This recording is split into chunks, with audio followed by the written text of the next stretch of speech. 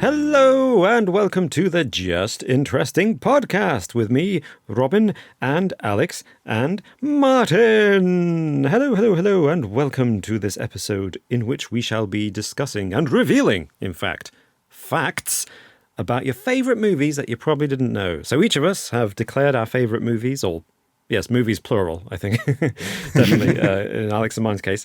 And we've each assigned those movies to one another, and we're going to try to surprise each other with facts about our favourite movies, as well as disclosing some, hopefully, fascinating and unusual factoids about films of yours, dear listeners, that you might enjoy.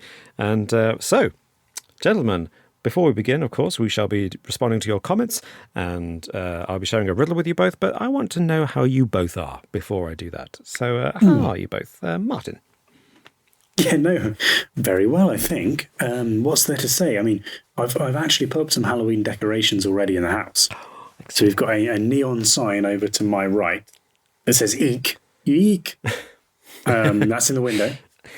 So that's good. And what else have we got? We've got some lights around the window, got a happy Halloween thing. Oh, we've got a door knocker on the door that's really loud. And it goes, "Oh, welcome to the House of Horror." So that's all fun.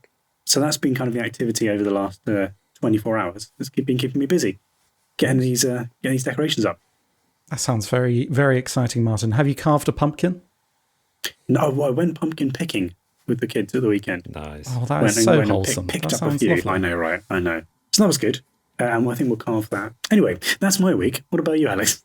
I'm good. Yeah, getting in the Halloween mood as well. Whilst we're on the subject of films, I guess it's worth putting it out there. What's both of your favourite Halloween films? What's your spooky season films that really get you in the Halloween mood? I'm quite partial to a bit of Hocus Pocus. Oh, nice. But also just like, maybe just some like classic horror films or something. It's a tough answer because I find it very hard to pick favourites, and I have a kind of collection of go-to films. But yeah, I lean more towards your gothic horrors. So I guess a recent favourite of mine for Halloween, getting the mood, is Sleepy Hollow with John yeah, Tim that's a good Burton's one. film. Yeah, that's good. Because especially with the famous moment of him throwing the pumpkin into the camera. Yes. So yeah, it's a good bit of Halloween fare for me. I also enjoy if I'm my wife hates horror films. She can't stand them, can't deal with them. They're too much for her. So I try to find some more family-friendly horror films, such in the animated sphere, like Paranorman. Quite like her a few years ago. Okay. And obviously Coraline's a good one. Yeah, Coraline's seen that. The Nightmare Before Christmas, I still cannot decide whether it's a Halloween movie or a Christmas film. I was going to say, does that count? More Christmassy, isn't it, surely? Yeah. Dunno. I don't think Probably. I don't think that I would class that as a Christmas film, even though it's. Yeah. I mean, Yeah, it starts on Halloween night, doesn't it? And then goes into Christmas, so it's a post-Halloween film. Yeah. The ones that immediately came to mind for me are Shaun of the Dead, so a comedy. Comedy rip-off. I love Shaun of that's the a great Dead. film, though. And then I do like some horror. I've seen a few horror movies, but I don't. It's quite rare that I'm like, I'm really in the mood to just sit down and watch horror on my own, because similarly to you, Robin, my wife's not big on the old horror. So the closest I get to it really is kind of the scary episodes of like Inside Number 9. Which I love. Yeah. So I put on a few episodes of that, which are just great. You reminded me, that's a good one. When I remember, it's always fun to put on the Simpsons Halloween special. Oh, yeah. Those are very Halloween-y, yeah. The Treehouse of Horror, right? Yeah. Yes, that's it. Yeah, Treehouse nice. of Horror. But I guess that's worth asking the audience. What are your favourite Halloween films to get you in the mood of spooky season? I've got a riddle for you both. It's not very scary, but it might be a bit creepy. Okay. Okay. So, the riddle is, I make 2 people out of 1. What am I? I make 2 people. I make 2 people out of 1. What am I? So, any thoughts? First, any instincts? Anything kind of grabbing you? I mean, I was thinking it just went straight to Adam and Eve. God. Yeah. I reckon. Do you know what? I reckon that could be the answer. Robin did say it was a bit of a stupid one this week. I could see that being the answer, Martin. But didn't you say it was a bit spooky? Well, the question's kind of creepy. Maybe maybe. Oh, well, could it be? Could it be a midwife delivering twins? It's not quite make, is it? Yeah, it's more a take two people out of one as opposed to make two people out of one. And that's not how that works. You don't you don't get two people and trade in another one. Well, I shall reveal the answer at the end of the episode. And Okay. in the meantime, please feel free to guess in the comments below on YouTube, or send us your thoughts by any other means if you're listening to us on a podcast platform of your choice. We're on Twitter at JInterestingYT, or I'm at AllTimeRobin. I'm at Just Alexing. And I'm at Mart Interesting. Haha! So, speaking of your comments, any comments, fellas, that we'd like to respond to this week? I've gone from Michael Belawager. Yeah, it's just a whole lot of letters at the end there, so apologies. It might even be your surname. I'm not reading it properly. And then 3278. Michael Belawager. Hopefully that's right, Michael. Apologies if I got that wrong. Michael writes, the textrodoxin in pufferfish has also been linked to the zombie folklore in Haiti. Ooh. Interesting. It is hypothesized tetrodoxin Tetrodotoxin or something, yeah. Tetrodotoxin. It's a difficult word to say. Tetrodotoxin. Yes, you're right. In non-lethal amounts, slows the heart rate and breathing to a point that one appears to be dead. Compounds employed by witch doctors containing tetrodotoxin, among other substances, are used to convince a victim that they have in fact died, and the witch doctor has raised them as a zombie. Ooh. Interesting. Quite Halloween-y as well. I like that. That Very is good. very Halloween-y. That's something I'm... Zombie folklore. Yeah, that'd be interesting. I should look into that. Well, you're going to get it as like your Halloween, part of your Halloween costume. Yeah, I'm going to get a bit of this really and then raise freak you myself guys from the out dead. and just die. Yeah, very briefly, and then come back from the dead. I'll find it on the dark web, I'm sure. It's fine. It'll be fine. Yeah. It'll be fine. Well, I've got a comment, speaking of Halloween, from Microtech5871, who says, are you guys going to do a live Halloween show like last year? Also, I'll be sure to send my Halloween story early this time, assuming, of course, you'll be reading viewers' stories. Well, unfortunately, as you may have guessed, given when you're watching this, we're not going to be talking about Halloween stories, because I feel like we've done that over the last few years, and this year just thought we'd do something a little bit different. However, and unfortunately, due to scheduling conflicts, it wasn't possible to do this before or on Halloween, but we will be doing a slightly belated Halloween-themed live quiz sometime this week. So stick around, make sure you've got the notifications on YouTube. Because in the days after Halloween, we'll be doing a Halloween-themed live quiz.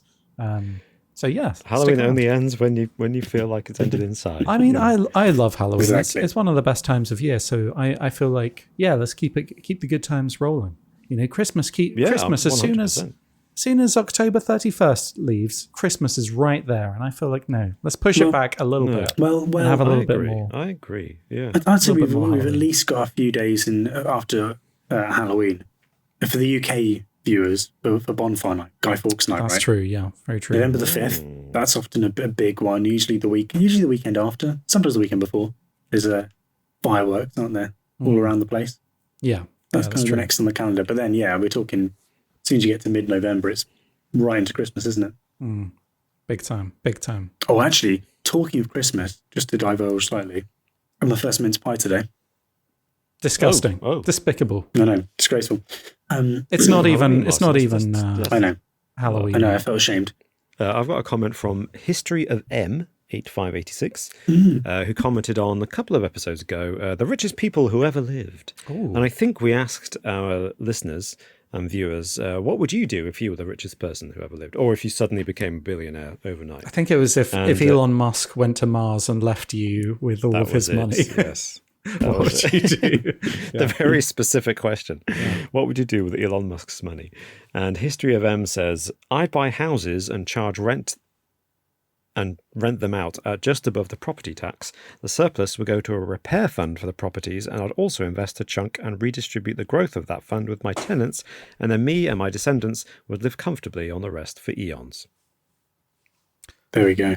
Interesting. Very thoroughly thought out. I will add some thought into that. I will just say you don't actually have to do any of that, and you and your descendants could still live comfortably for eons.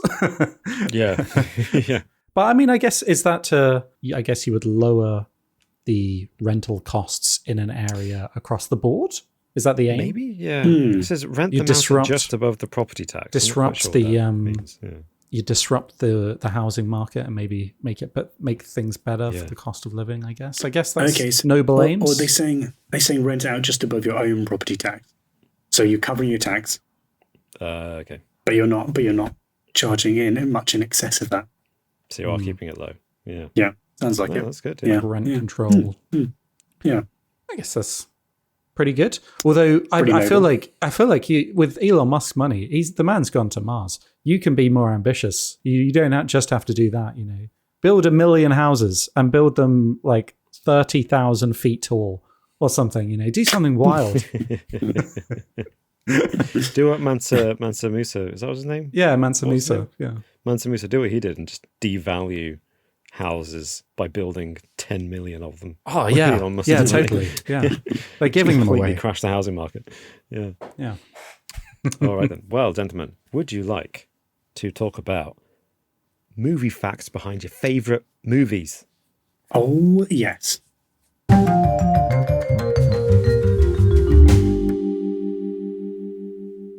Ooh, facts about your favourite films. Well, I started us up with just a quick fact, a nice little kind of warm-up that I learned just the other day, actually. I was watching a documentary about Roger Moore, and I thought I'd bring this fact because I have to justify why I'm wearing this T-shirt, obviously. And, nice. Apparently, he hated guns, was not a fan of guns. So he was very reluctant. He wasn't reluctant to play James Bond because he liked money, but he was reluctant to do all the gun stuff with James Bond because he disapproved very strongly of guns. So as part of his taking on the role, he thought, right, I've got to overcome my problem with guns. Because it wasn't just that he hated them, he had a kind of fear of them from a childhood incident. He was shot with a BB gun by some bullies. So he just didn't like guns. Right. So he thought, I'm going to overcome my fear of guns. I've got to learn how to use them for the role. So he went to a shooting range and they gave him a revolver. But didn't realize, or the people training him didn't realize, that there was something wrong with the revolver. Oh, no. And on the first shot, it exploded in his hands. Oh my God. What? Not great for a person who has fear of guns, is it? No, exactly. So luckily he wasn't injured, and he just toughed it out over the years playing James Bond. He just toughed it and just pretended everything was fine. But he still had a fear of guns even late into his life, apparently. I wonder if you did some calculations and you're like, okay, how many gun scenes are there? How many shots does Roger Moore fire versus? Ooh, yeah. Because I've got a vivid, well, I've seen a lot of James Bond, but a lot of vivid memories of Pierce Brosnan, especially firing a lot of bullets. Yeah, that's true. He loves a good machine gun. And you think of Roger Moore, you're like freezing with the iconic pose. But actually, how many shots does he fire? Well, I think he uses does he use a machine gun in The Spy Who Loved Me, in the big battle? Yeah, you're probably right. Yes, let's go into. We've got Martin's favourite movie has been nominated as, declared officially, you heard it here first, folks, The Blues Brothers. Yeah, And not the best film, Classic. but one that has everything, and I just enjoy watching it over and over again.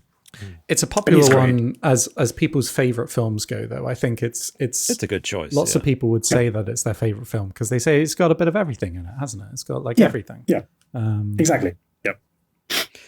Alex's favourite films. Oh, it could only be there, surely. Yeah. The amount I go if on you haven't about guessed already, long-term listeners of the podcast will know it's Fast and Furious. And we're going for the whole franchise, aren't we? The whole thing. I just want to preface. I probably wouldn't actually say that they're my favourite films, but I feel like it would be funny. I'm curious to see what you guys have come up with facts about them. Good. Yeah. And then I've declared my favourite films to be Indiana Jones, all 5 of them. Go for it. Go nuts. Alex, you've got Indiana Jones. I've got The Fast and Furious. And Robin has got Blues Brothers. That's where we're at, yeah. That is correct, yes. So the first fact that I've got for you, Robin, and I don't know, the thing is, this is the most difficult one because I know that you will know all of these facts already. So, yeah, I'm sure Not necessarily. Okay. Well, did you know that there was another actor who was offered the role of Indiana Jones? Yeah, okay, you already know. Go on, tell me. Who was it? Are you going to tell me it's Mr. Moustache himself? It's Mr. Moustache himself, yeah. Tom Selleck was offered the role as Indiana Jones. However, CBS wouldn't let him take the role because he'd already shot the Magnum PI pilot for the network. But that's crazy to think that... So cruel. To think that in an alternate reality, Indiana Jones was Tom Selleck. Do you think he could have done the role justice, Robin? So, over the years, I've actually come to like Tom Selleck quite a bit. And I think I like him as for who he is. But he's not Indiana Jones. No way. And it's just so weird to think that Spielberg was willing to make that whole movie with Tom Selleck. It just seems wrong. Because he did make his own. I think he would have been great. He's Magnum PI. I mean, he's great. I like him a lot, but he's not Indiana Jones, you know. But he did make a movie in, I want to say it's 1985, called High Road to China, which is kind of his Indiana Jones movie, and that's fun. And he's good in that, but he's not Indiana Jones. Okay, well, speaking of actors who were nearly in the films, did you know that a certain Matilda / It's Always Sunny in Philadelphia actor nearly made it into the films? As Salah, yeah? As Salah, really? Yes. I'm talking, of course, about Danny DeVito. Was nearly played the role as Salah. Again, this wasn't just like he showed an interest or made it to the final stages. He was offered the role. Oh my gosh, yeah. And while he expressed interest in it, his agent wanted more money and he faced scheduling conflicts with his sitcom Taxi, which was airing. And in the end, Rhys Davies was ultimately cast. Now that really would have changed things, I think. Danny DeVito in Indiana Jones. That's just a completely different take on the character. Yeah, that would have been different. So Tom Selleck and Danny DeVito were nearly some of the titular characters in the franchise. I can't picture that in a good way. No. Okay, here's another one for you, Robin, that you'll definitely know. Oh, pop quiz. Where does the name Indiana come from? It's George Lucas's dog, isn't it? Yeah, it's George Lucas's dog. Yeah. You were named after the dog. George Lucas owned an Alaskan Malamute named Indiana, which was where he got his namesake from. Interestingly enough, his real-life dog also served as the inspiration for Chewbacca in Star Wars. So there's a weird situation where... Disservice to that dog. Where... Harrison Ford played Indiana Jones, who was named after George Lucas's dog, and was, alongside Chewbacca, who was also inspired by George Lucas's dog. So that like iconic, one of the most iconic duos in cinema, you could say, were just inspired by George Lucas's dog. You must have really liked the dog. What an amazing dog! Got a lot of fond memories about that dog. Yeah. That's genius, isn't it? That's just taking your pet and turning it into 2 multi-billion-dollar franchises. That's how you do it. It's all it takes. It's all it takes. Yeah. This was an interesting one. Did you know, well, in The Last Crusade obviously features a lot of Nazis in Nazi uniforms. Yes. But did you know that they were actually real Nazis? No, they weren't. They weren't. But they were. That was really, you shot me there. But they were real Nazi uniforms. Were they? Did you know that? Okay. The costume designer Anthony Powell explained in the Last Crusade documentary, making-of documentary, that the Nazi uniforms worn by hundreds of extras in the film were genuine. We had a lot of Nazis in the film. All of those uniforms, I think, were genuine ones that I found in Eastern Europe somewhere. Somewhere. It's kind of suspicious, isn't it? That's Yeah. Well. This old, very, very, very veteran Russian soldier's got this giant shed full of uniforms. Yeah. And where did you get all these uniforms from, Vlad? Don't ask. You don't want to know. Also, in the same making-of documentary, there was an interesting bit regarding the rats that were used. Yeah. Have you heard about this, Robin? Is this about they were bred specially for the film? Oh my God, yeah. Why do I bother? No. 2,000 rats were bred for just that one sequence in The Last Crusade. That's astonishing. That's what they go beneath in the library and crack through the in the catacombs. Catacombs, yeah. He's confronted with thousands of rats, And in this documentary, Spielberg explained, in order to have rats that aren't infected with some virus or disease, you have to basically cultivate them from living births. So animal handlers gave birth to something like 2,000 living rats.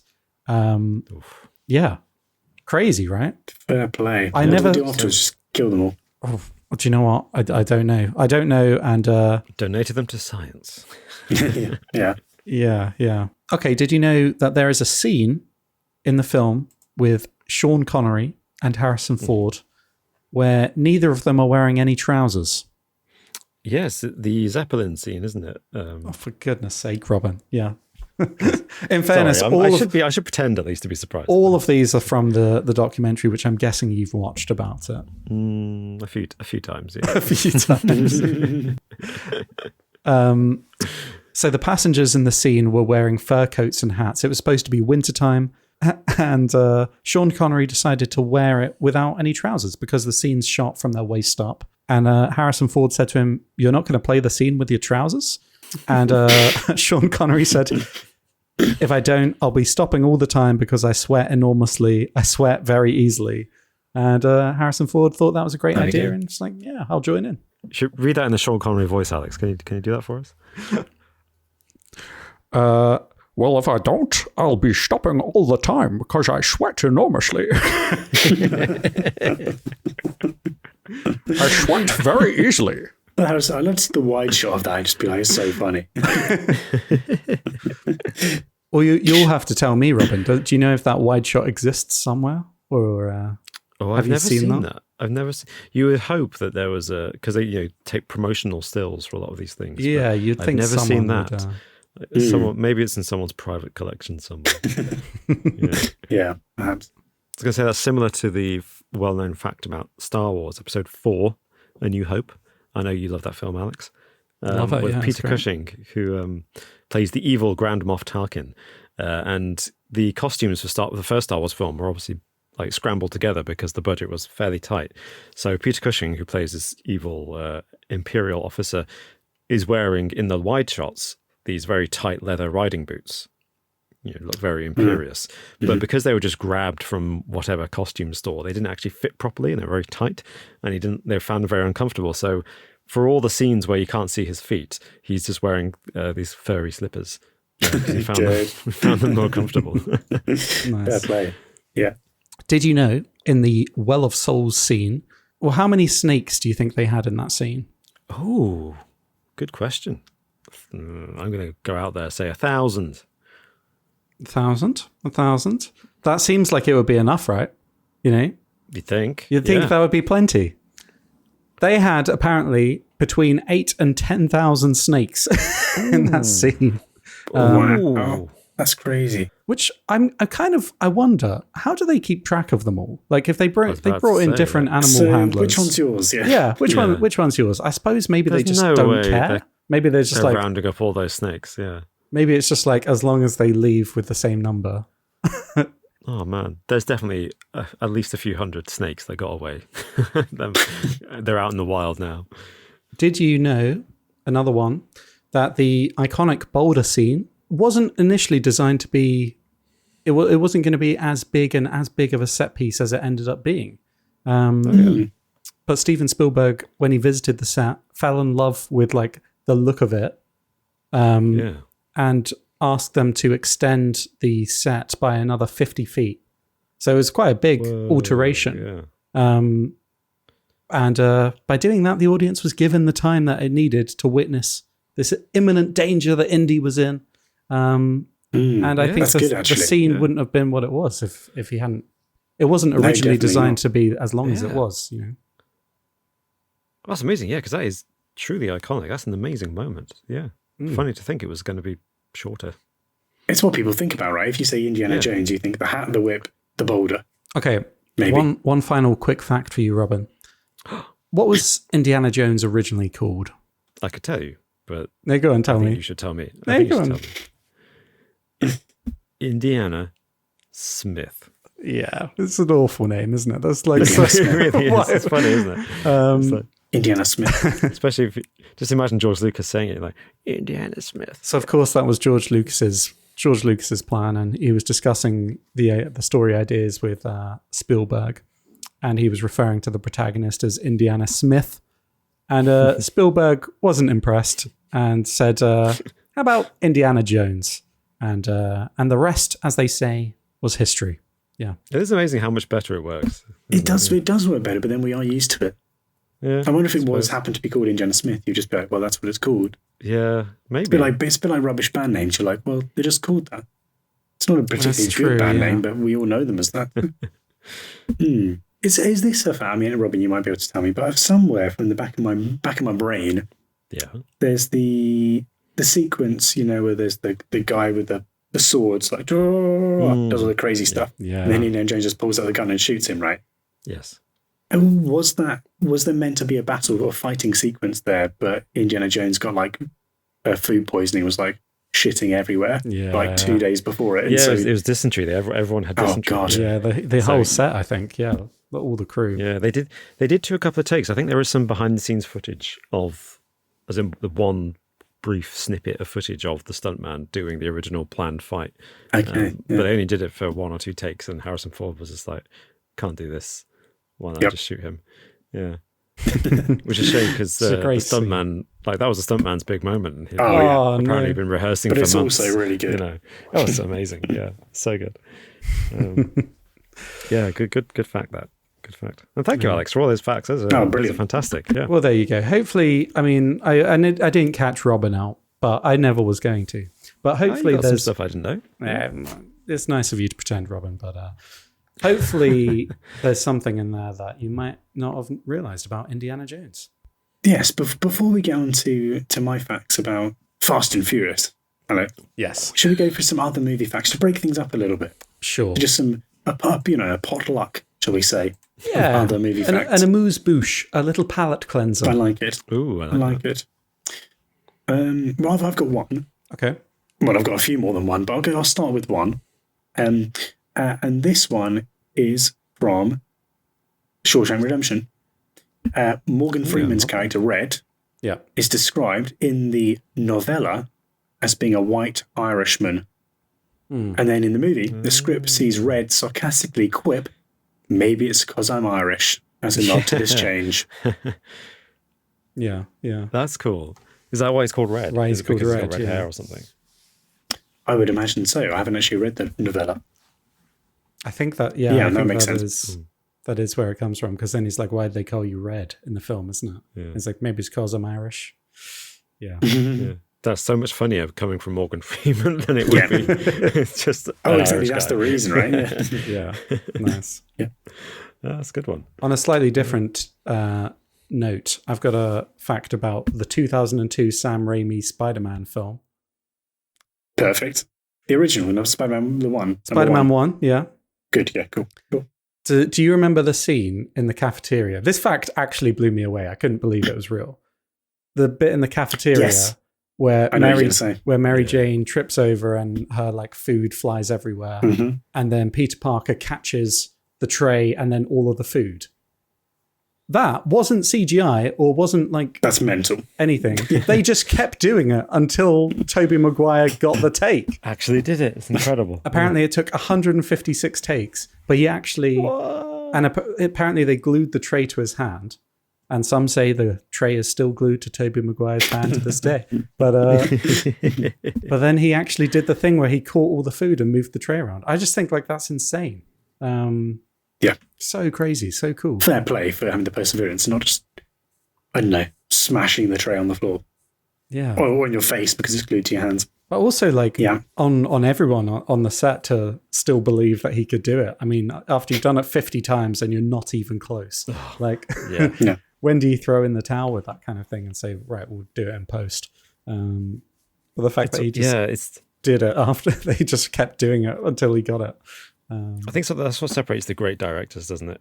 Sometimes it's that, well, like with you said that fact about Spielberg's going to the set designers and saying, "This looks great. Can you make it longer by 50 feet?" And then they love Sam that. Raimi being like, "We're going to do it till we get it in camera."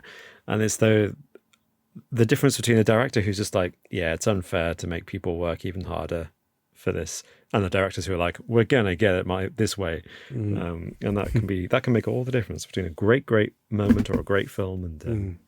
You got this, Tobey Maguire. Well, there's going to be no CGI in this film. You are Spider-Man. Okay? Here's your web slinger. Go and jump off a building. You got this. I believe in you. First thing the director says is, so can we get a radioactive spider to bite him? Can we do that? That's not how it works. Yeah.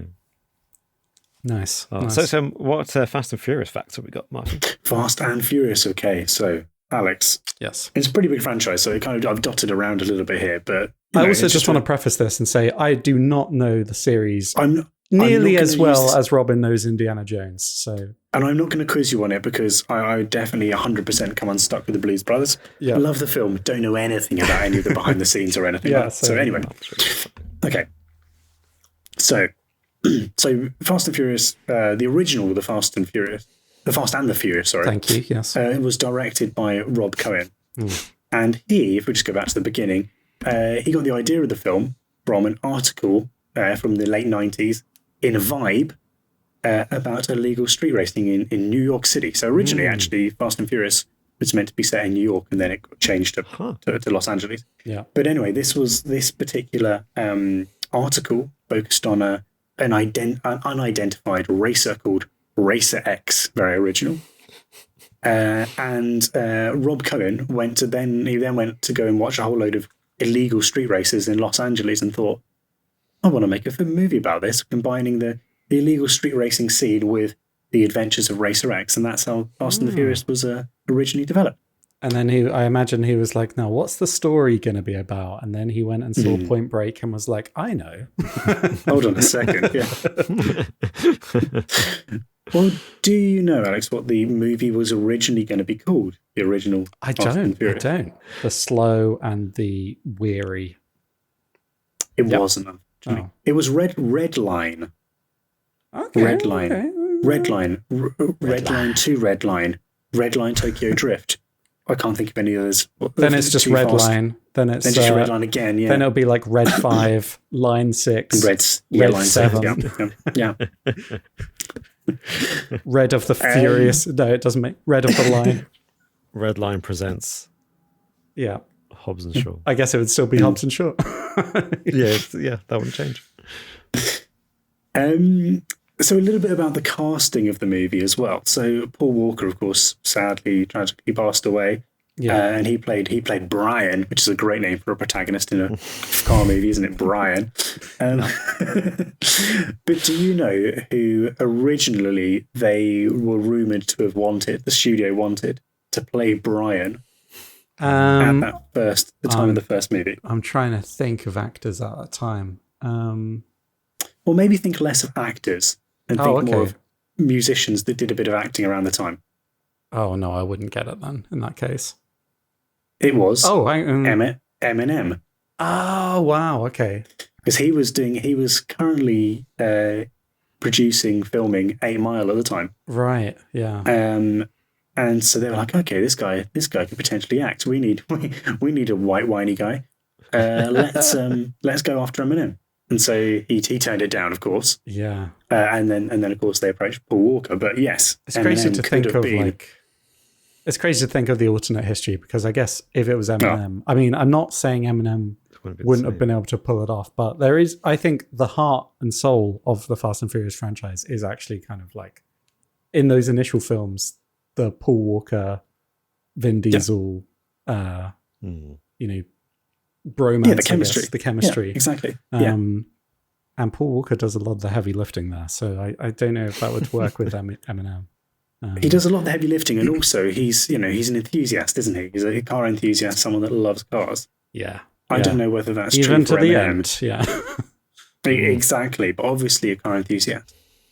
Whereas not all of the cast were. And Jordana Brewster, who plays Mia Toretto, and Michelle Rodriguez, who plays Letty Ritz. Yeah, sure you know these characters incredibly well. Very well. Yeah, yeah. Neither of them had driver's licenses when they were first cast. But surely that's part of the That's part of the street racing underground. They don't obey the rules Yeah, of the don't need a license. license. Yeah. But unfortunately, they did for filming. So they had to go out and get their licenses with some intense lessons and pass before they'd be brought on board. Fair enough. Well, I'm trying to think. I don't even know if they. Well, I don't think the character who plays the actress who plays Mia drives in the first film. I think Michelle Rodriguez does. I imagine that you'd have to drive to get to work, especially in Los Angeles. Yeah, yeah. But yeah, no, pretty crazy that you're doing a car movie. You can't even drive. Very true. Very true. Lots of famous cars, of course, like the Nissan Skyline, incredibly famous and made more so by this film. But it was the Volkswagen Jetta that Jesse drives in the first Fast and Furious movie. Right. Okay. That was purchased by none other than Frankie Muniz. What? Really? Malcolm from Malcolm in the Middle. Yeah, that's pretty cool. Yeah, so he bought it. I think in the late what's the word? The late noughties, up until 2010. Yeah, I think it's like the noughties. Around 2010, he bought it, and he sold it again in 2015. But apparently, Muniz is an absolute car enthusiast, and now apparently he's a professional driver and a street racing enthusiast. Oh yeah, which no, I he had is. no idea about. Yeah. I didn't know that at all. I just thought he was still like Malcolm in the Middle, but grown up a bit. That almost feels more like a Frankie Muniz fact, but yeah. Nice. True. But no, I love Malcolm in the Middle as well, so fair enough. Malcolm in the Middle was good, wasn't it? Now, How character was brilliant. Yeah. Yeah, little did they know that he would go on to play so much more serious roles. What's weird about his role from Hal to Walter in Breaking Bad is just kind of like, it's almost like the same premise. Basically, he's like an American family man, dad, who works at like a job that he's not happy with. Yeah. That's true. Wears tighty whities. For some reason, that's just a thing that he has to do with all of his characters. Yeah. And actually, the car crossover, he was in Drive, wasn't he? Oh, yeah, of course. He was. Yeah. Ryan Gosling. Is it Ryan Gosling? It is. Yeah, that's a brutal film. But back to the Fast and Furious. So, Vin Diesel, very, very popular after the first one. But of course, he left. He left the franchise, and he was actually asked to do 2 Fast, 2 Furious. But he didn't like the script. And so he turned down $25 million, which he would have got for doing the movie, because he just didn't want to. And I'd expect that Vin Diesel at that time as well, what did he do? Triple X around that time as well? That's, he had Triple X, Pitch Black. Maybe a few other movies. But he wasn't the kind of the household name he is now, right? It wasn't quite. That's quite a big. The same stature. It's a big payday for him. Yeah. That's quite a big thing to turn down. Honestly, I think that he would just do it for the money, right? I had that impression, but fair play to him for actually turning it down. Well, it's interesting idea. And I'm sorry if this is one of your extra facts, but it's interesting that he did come back for the cameo at the end of Tokyo Drift for the payday, basically. It was so he could do the next Chronicles of Riddick, wasn't it? Yeah. That was it. I've got that one in. I'll skip that fact. It's fine. Don't worry about it. Because he wanted funding for that to do. We wanted the rights, didn't he? He wanted the rights, from Universal. Yeah. Because that was like a passion project for him. I mean, fair play. I mean, that's quite a good deal for him, actually. Coming back as a cameo and then getting. I mean, I'm not quite sure how successful Riddick was, but passion project as well. That one was a flop, but they're making Riddick 4 now, aren't they? So right, okay. Riddick fans out there are happy. Good. There are dozens of them.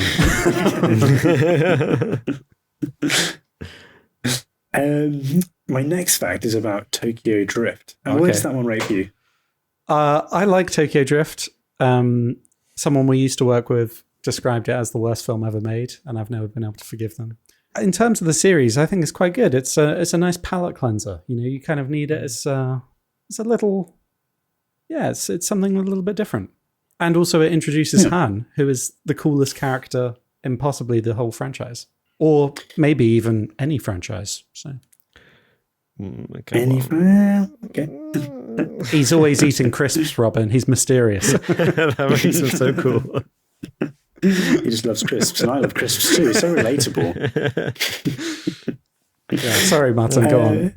No, all good. So the police had big problems dealing with the filming of Tokyo Drift, and actually, the city of Tokyo didn't give permits for the film to be filmed there, and so the crew and the cast were being hounded by police every day, and the filming caused the roads to come to a standstill, and a lot of angry citizens in Tokyo were annoyed at the fact that they were filming there. Yeah. And often large crowds would gather to watch the film taking place, and the police would come in and stop them filming, and it took a lot longer than expected due to the issues with this, not giving these permits to be able to film that. Just pretty crazy to think that they just went ahead and filmed regardless. I mean, what an insane location to decide. Like, yeah, we're gonna block off all these streets in Tokyo. I know, crazy. It's good. Yeah, I enjoy it. I like Tokyo Drift. And then after Tokyo Drift, which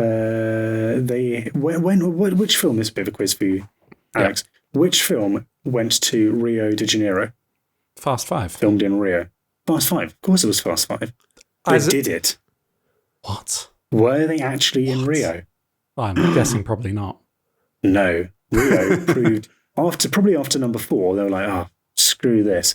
Rio proved to be too costly to film in and too dangerous. Yeah. And so most of the scenes that were meant to be shot in Rio, including the favela chase, were filmed in San Juan in Puerto Rico instead. Ah, okay. And in Atlanta for the street races. Atlanta. Yes, yeah.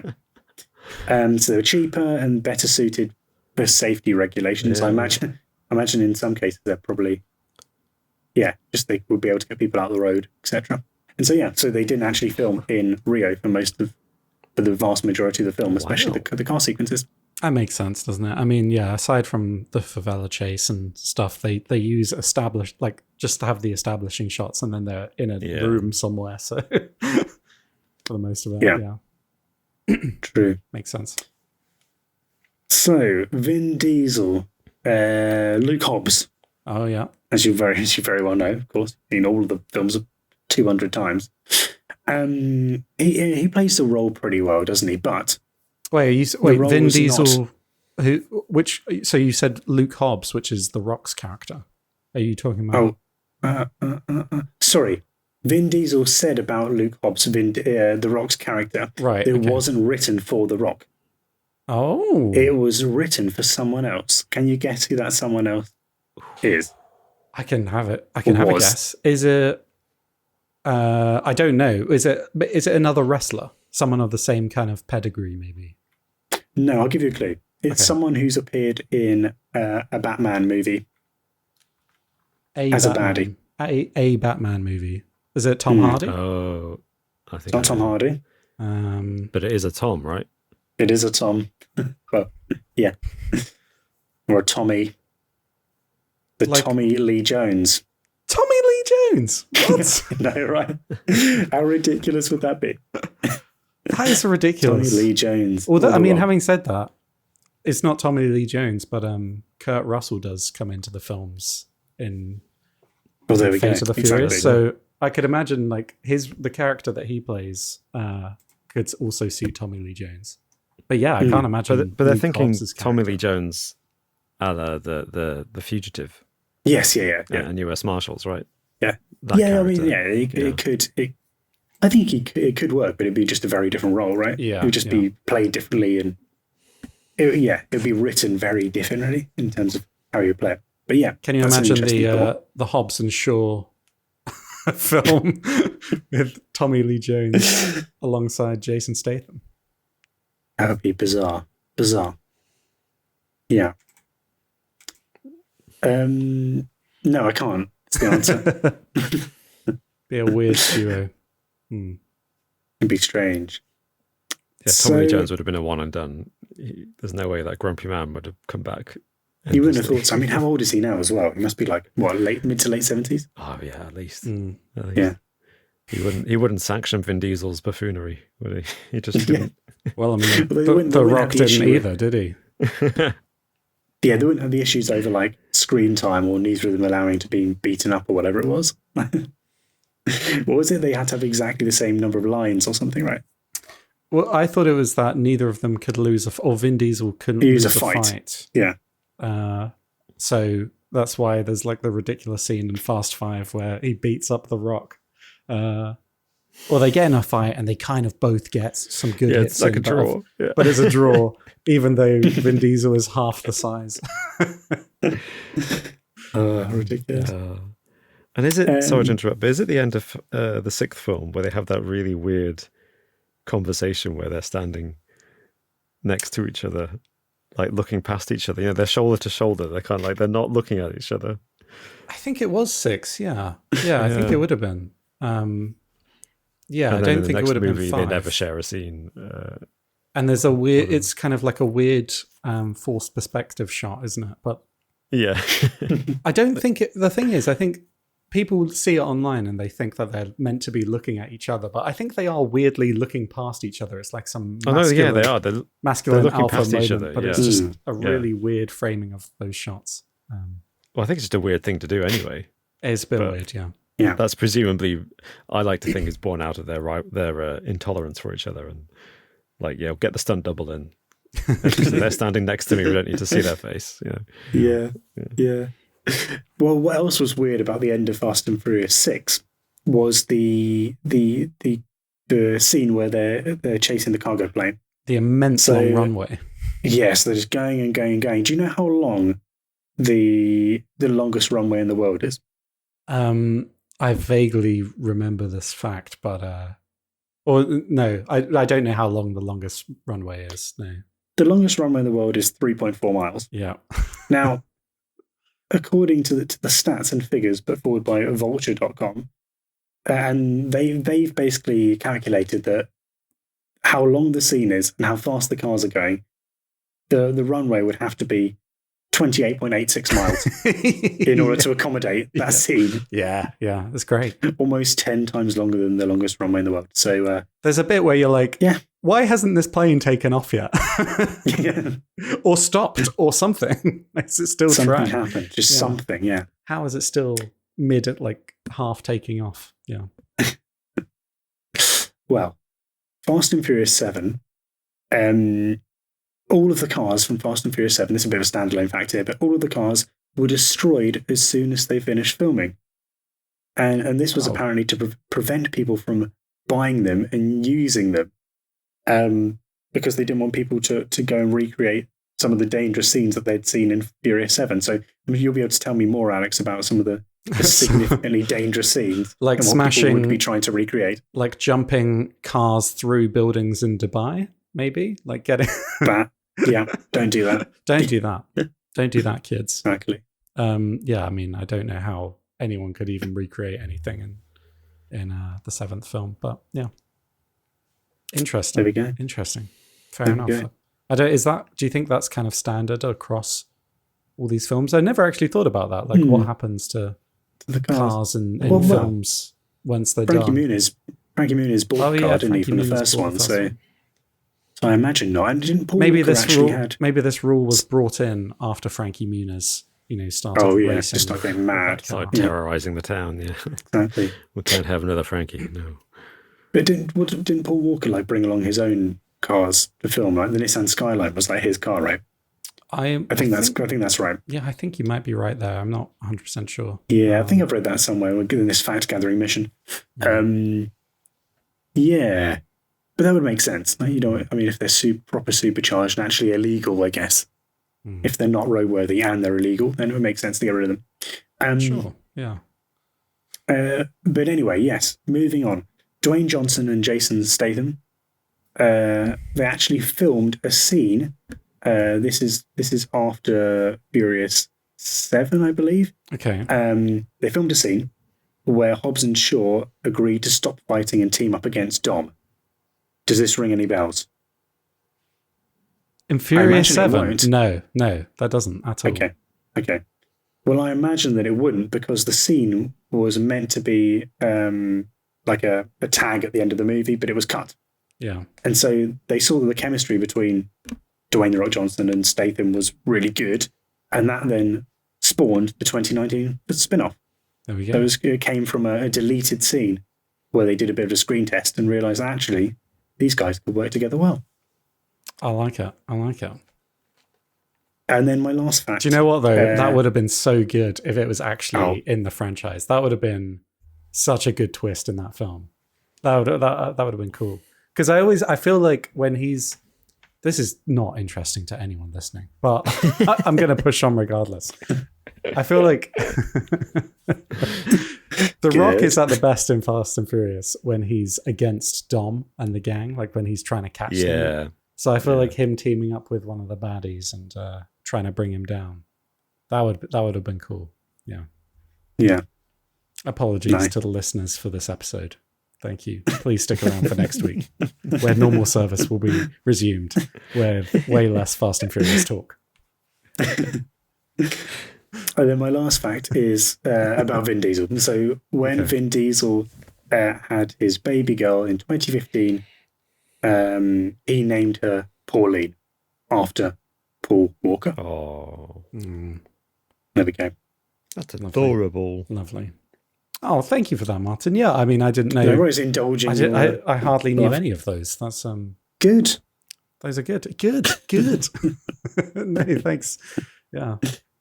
Lovely. Well, I mean, I would just like to say, in defense, for anyone who hasn't seen them, they're not just dumb car films. They're not great. I'm not an idiot. They're not like amazing films.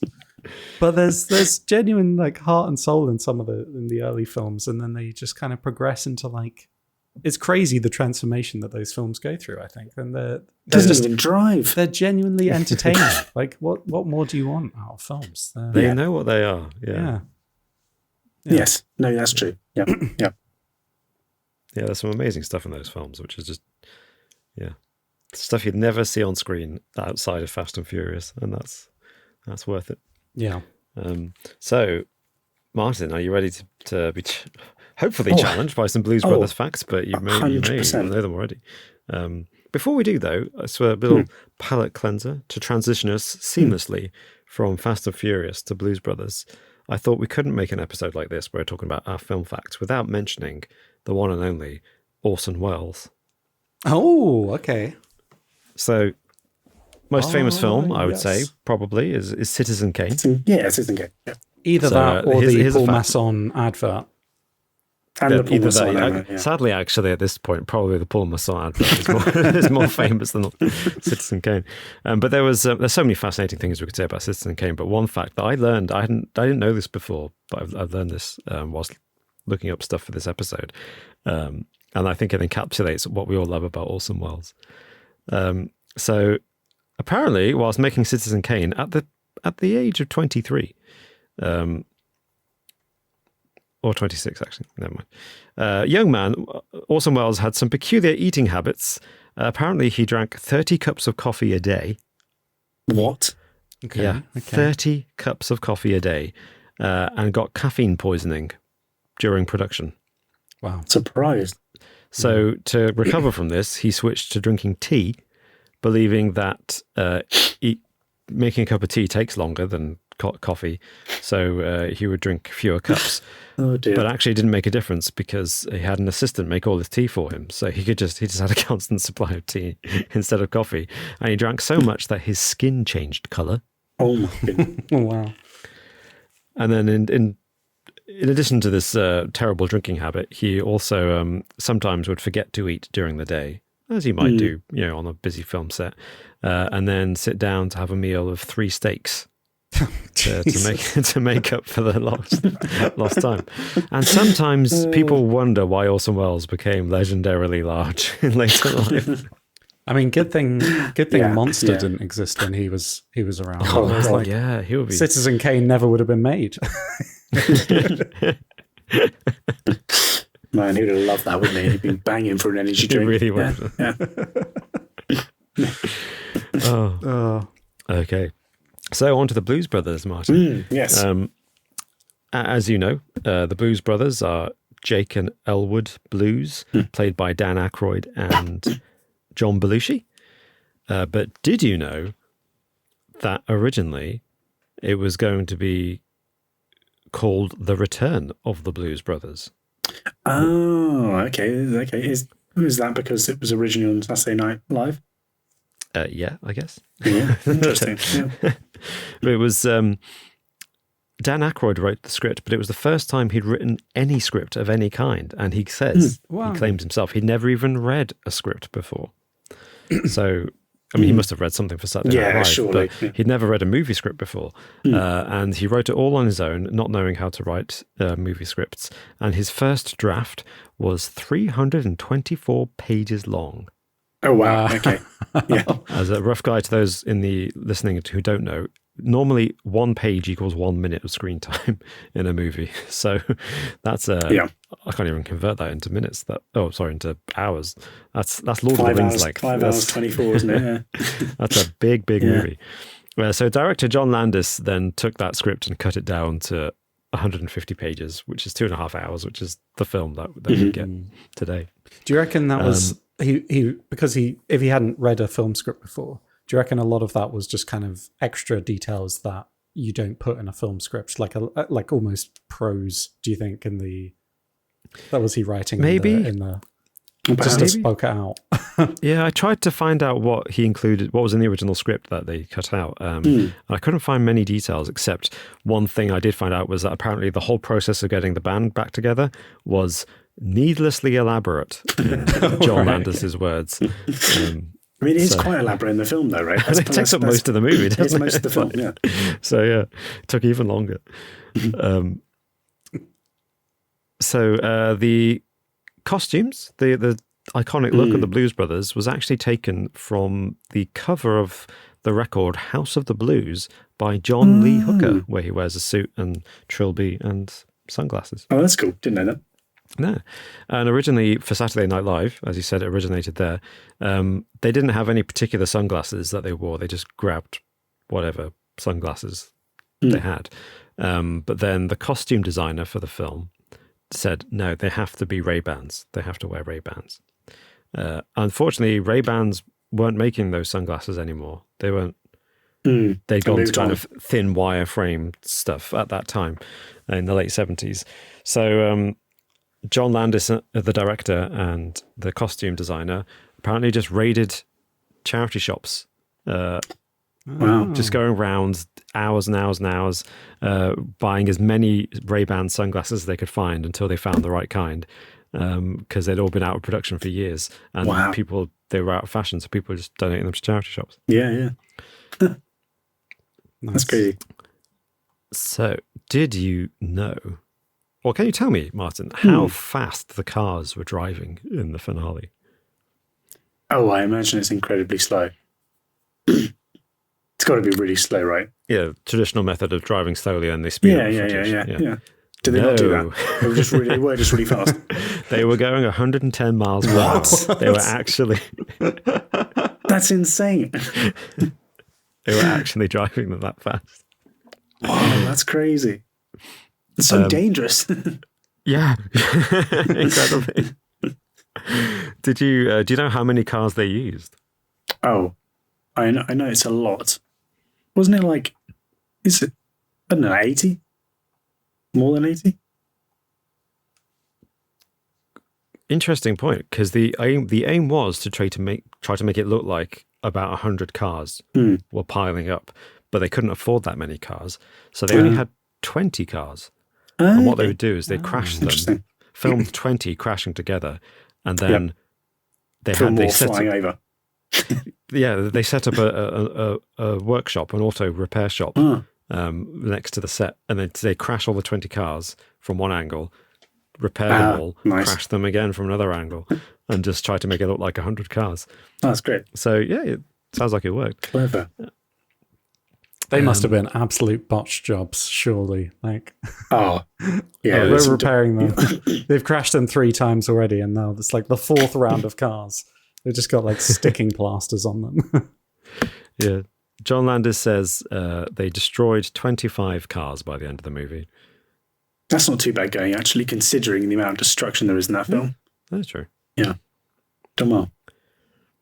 So, Martin, can you tell me, if you were a studio executive who had agreed already to fund the Blues Brothers movie, and you've been told by Dan Aykroyd and John Landis and John Belushi that it was going to be about the music that's in the film, featuring the music artists in the film like Ray Charles, Aretha Franklin, would you be happy with that? Would you approve of that? Would I approve of having those music stars involved? Yeah. Oh, of course. But I imagine they weren't. You'd be right. They resisted. The studio was not happy with the Blues Brothers movie having rhythm and blues music in it. That's mad. What? That's mad. It's so iconic. They wanted trendy music like disco to be in it. What were they thinking? Wow. They was looking for dollar bills, a guaranteed hit. That's what they wanted. But thankfully, they lost that argument.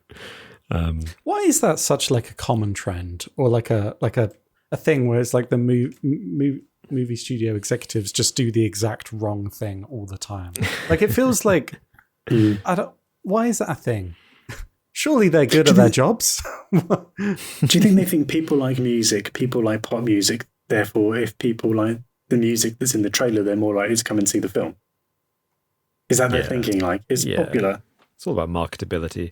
I guess they'd sell the music on an album too, right? And then that would sell more copies, they think. Well, I've got the Blues Brothers album and I bought it, so...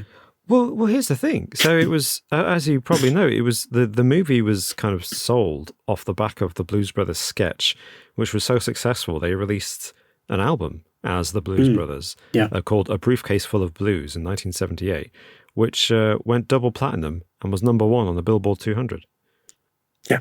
And yet the studio was still like, nah, blues music. No, we don't want that. Don't be silly. Don't be silly. And also, you think about the legacy as well. And also, to quote, it's about the music, man. Like, it is about the music, isn't it? Like, that's the whole film is about the music. And I mean, they play some different non-blues music, don't they? In order to get people on side. They do. So they go to that, I don't know, stand by your man. Yeah. the chicken wire. yeah. The bottles smashing through. Yeah. Oh, it's interesting.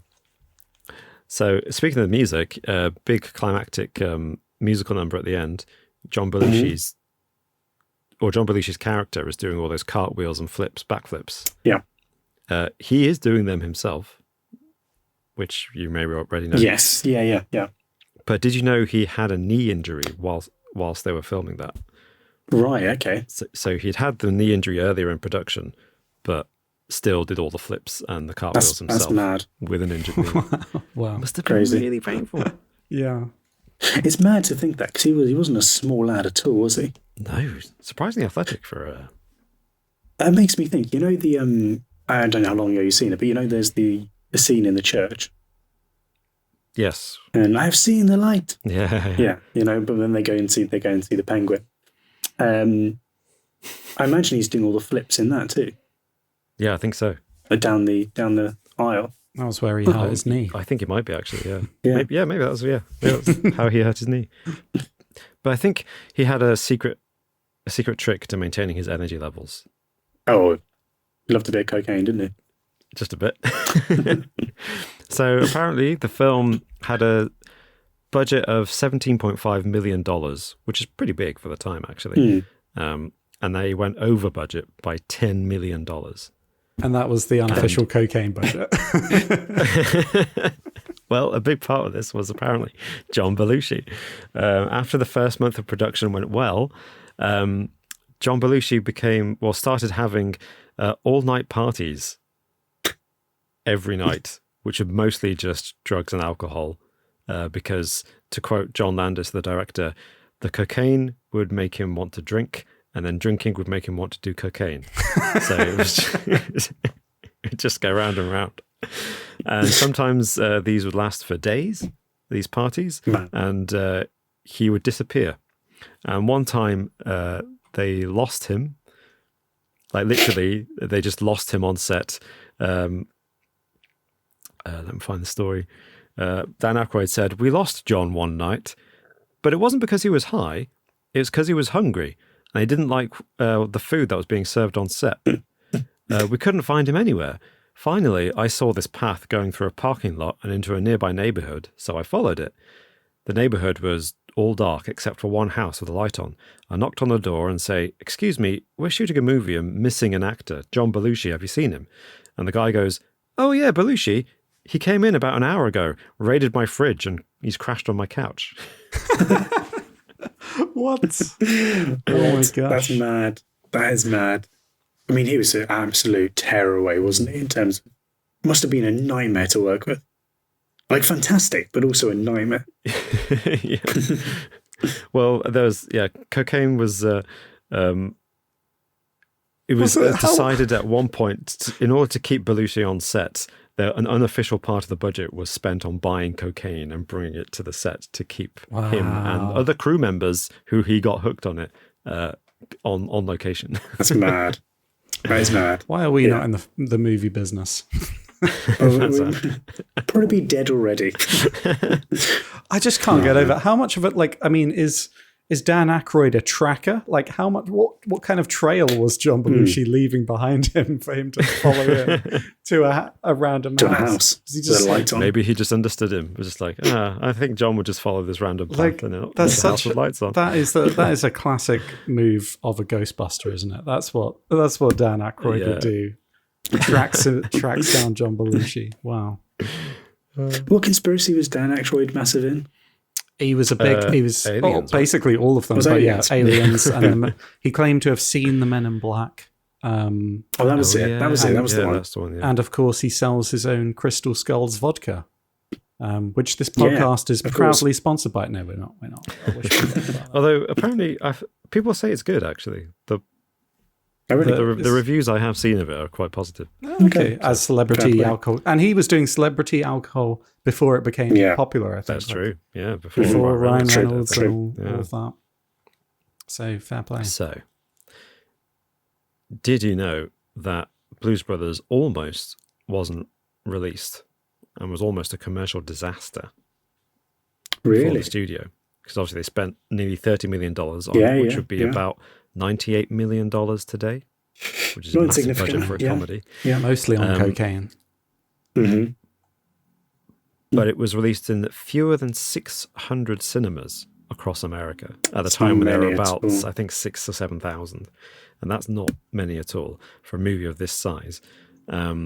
Partly because certain major cinema chains, in particular the Mann cinema chain, run by Ted Mann, didn't want to show the film in a lot of their cinemas, particularly in nice areas dominated by white people, because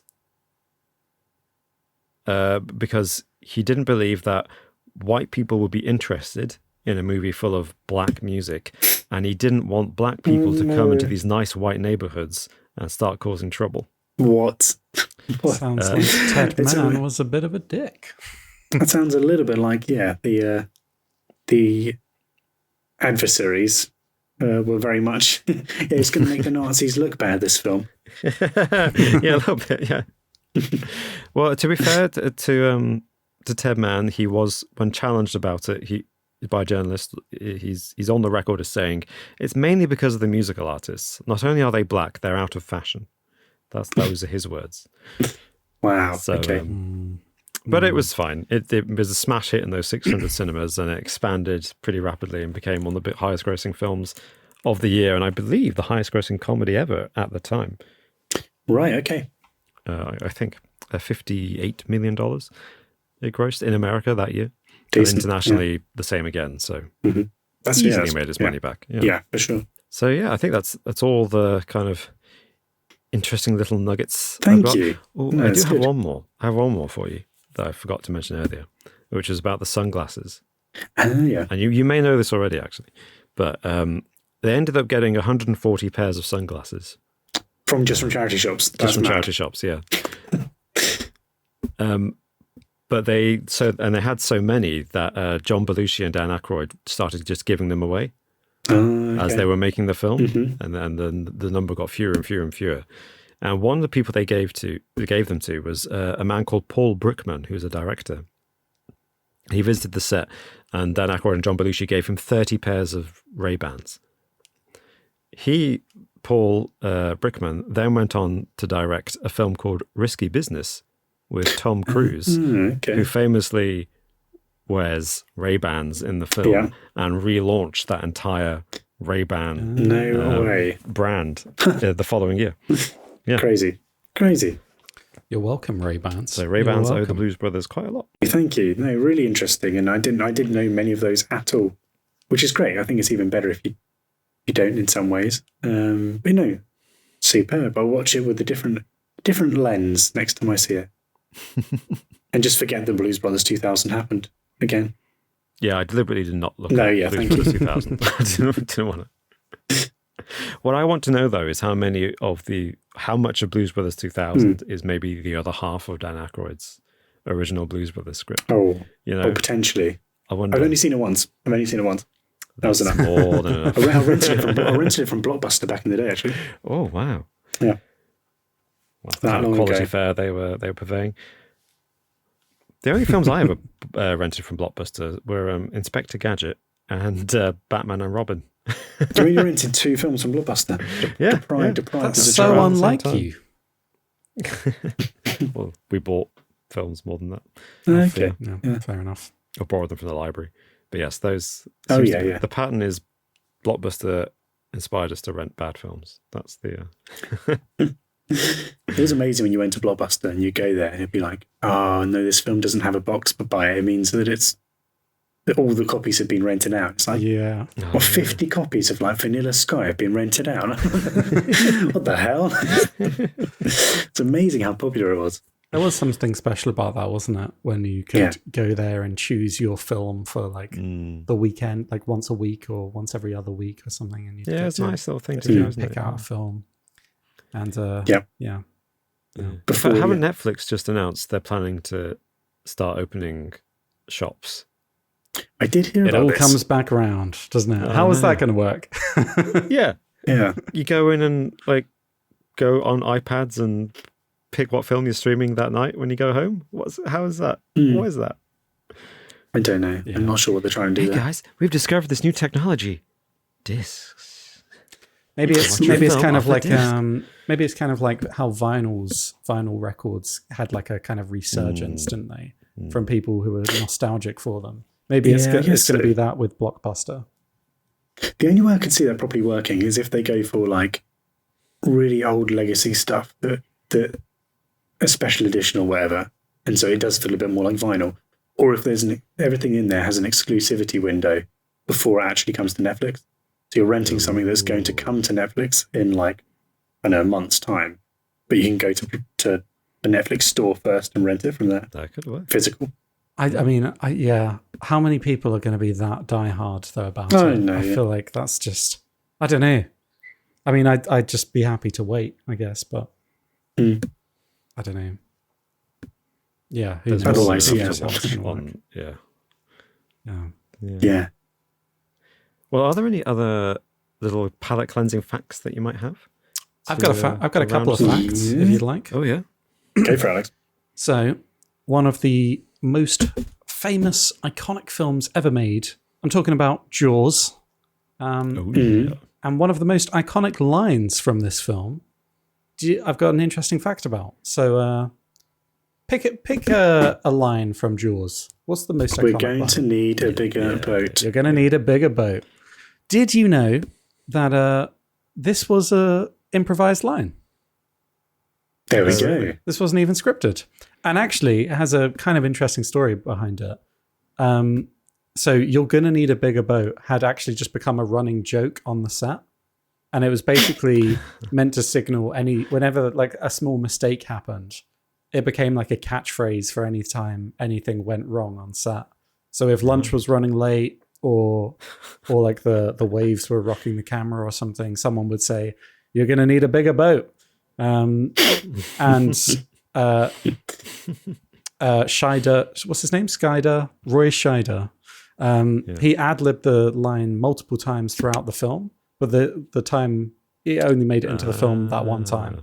Yeah. That's But, personality. Cool. I I like did it. not know that. Yeah. It was originally just an improvised line that came from an Nice. inside joke on set. Fantastic. Well, I've got a fact about Christoph Waltz. Oh. So Christoph Waltz won an Oscar for playing the Jew hunter in Inglourious Bastards. Yeah. But it turns out that Christoph Waltz's first wife was Jewish, and his son is in fact a rabbi. No way. Nice. Yeah. Well, I mean, I wasn't expecting him to actually be a Nazi in real life. So. No, it isn't that funny of being the Jew hunter and your son's a that's rabbi? funny. I thought it was kind Yeah. of funny. Interesting. That must have been awkward watching that film, Family Gathering, I guess, maybe.